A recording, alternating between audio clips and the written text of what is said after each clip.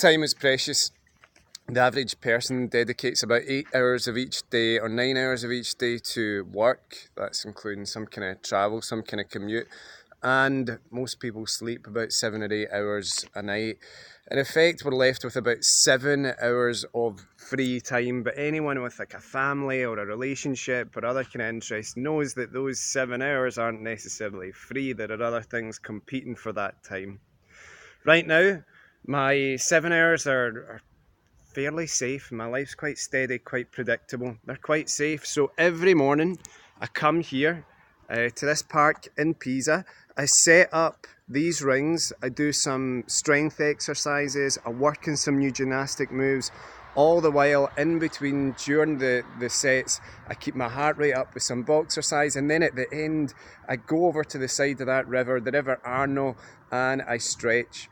All in, that whole process takes over an hour, maybe almost an hour and a half to walk here, do everything, and then go back home. I enjoy it, and if I had my way, that is how every workout would be. But I know it's not always going to be like that. I know that at some point, other areas of my life will inevitably intensify. And if I'm not ready to adapt my exercise habit, I risk dropping it completely. At the moment, you might be in the process of solidifying a new exercise regime, a new exercise habit. And if that's the case, I want you to ask yourself 2 questions. The first one is, how much time is the habit really taking up? So think about not just the workout itself, but everything around the workout. Maybe you need to pack a bag. Maybe you need to drive or go to a specific place. Maybe there's some process of setting up equipment when you get there. Maybe afterwards you have to get changed, get showered, head back home. Think about all the things in and around the activity and ask yourself, how long does it really take? You might find that your 45-minute long workout or 1 hour long exercise class actually consumes double the amount of time that you're actually exercising. Consider that relative to my second question. How are you going to feel about dedicating that amount of time to your exercise habit when other areas of your life are under pressure? Let's imagine that, your kid's maybe ill or something like that and you feel guilty leaving the house. Let's imagine that you've got a big exam which is just round the corner and you really feel you need to study.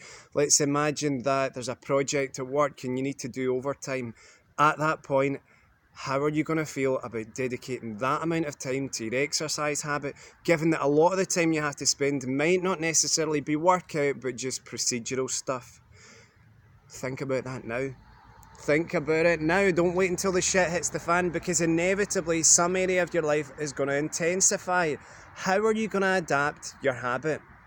Maybe if your kid's sick or something like that, you could you could stay at home. You could do just a 10, 15, 20 minute circuit at home just to keep the habit going. Maybe if you've got some important thing going on at work, maybe you should make sure you've got some shorts and t-shirt in your office. That way you could do like a short calisthenics routine while you're at work during your lunch break.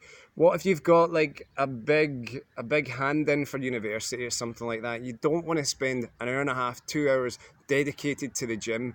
Could you work out like a local jogging route, 20 minutes, 30 minutes long, that you can just, you can throw on a pair of trainers and go out and do that instead? Think about it now. Think about how you're going to adapt. And that way, when your time is under pressure, you'll be able to adapt in such a way that you save time but maintain exercise frequency when you're under pressure. That way you'll have a bulletproof approach to exercise that sees you exercising right through the year and into the next one. Alright, I hope that helps. Please remember to subscribe and I'll speak to you again soon. Cheers.